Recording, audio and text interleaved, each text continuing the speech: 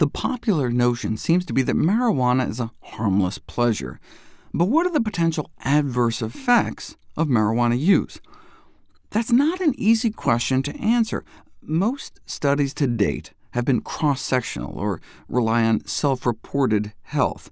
Cross-sectional means a snapshot in time, so you don't know which came first. Are people sick because they're smoking marijuana, or are they smoking marijuana because they're sick? If you just ask people how they are, pot smokers may be like, "I feel great," even if they're actually suffering from some health problem. Few longitudinal studies have been done, meaning studies done over time using objective measures of health, until now.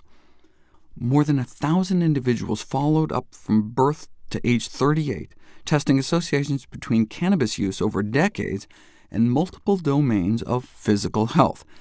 They looked at 12 health outcomes, and tobacco use was associated with worse health for 8 of 12, from impaired lung function to systemic inflammation and metabolic derangements.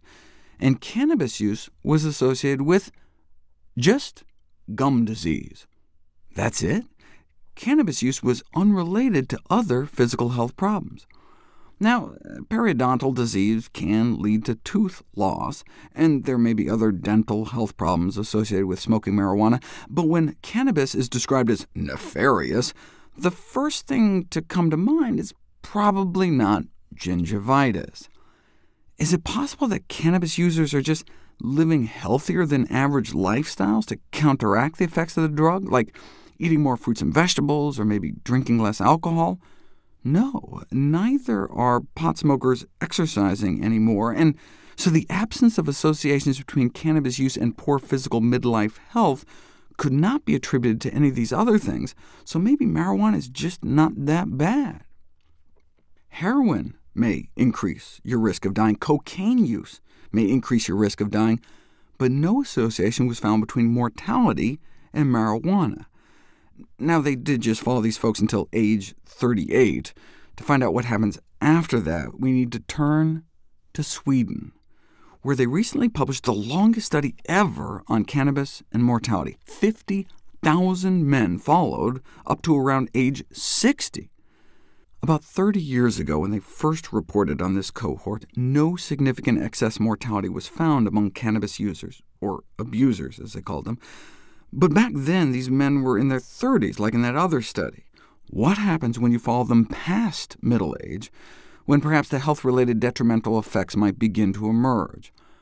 Those with a history of heavy cannabis use did end up having a significantly higher risk of death, a 40% higher risk of dying prematurely. But wait a second, I thought cannabis didn't kill. Cocaine kills thousands of Americans every year, alcohol kills tens of thousands, and tobacco breaks the graph, wiping out hundreds of thousands of people in the U.S. every year. But marijuana doesn't even make it onto the graph. But what they're referring to is that no deaths have been directly attributed to the acute physical toxicity of cannabis. So when some 19-year-old eats a cannabis cookie and then jumps off the 4th-floor balcony, the direct cause of death was the fall, but that doesn't mean cannabis didn't contribute. It's true that people don't directly OD on cannabis like you can with opiates, which can shut down your breathing.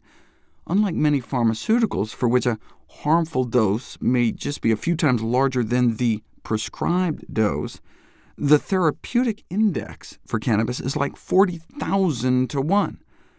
Does that mean you could smoke like 40,000 joints without ODing? No. You may be able to smoke 2 million joints before a lethal overdose.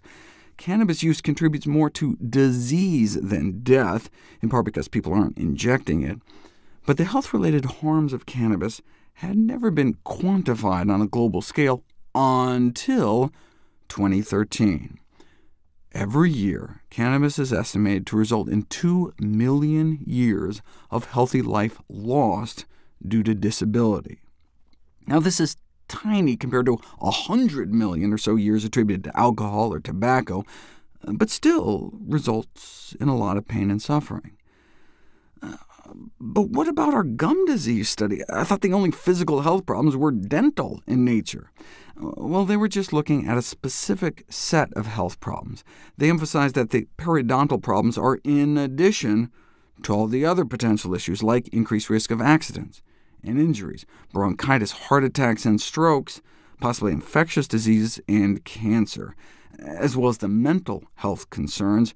But in terms of as a more direct cause of death, marijuana may be suspected in maybe hundreds of deaths over an 8-year period, whereas a single pharmaceutical drug, Viagra, was involved in thousands.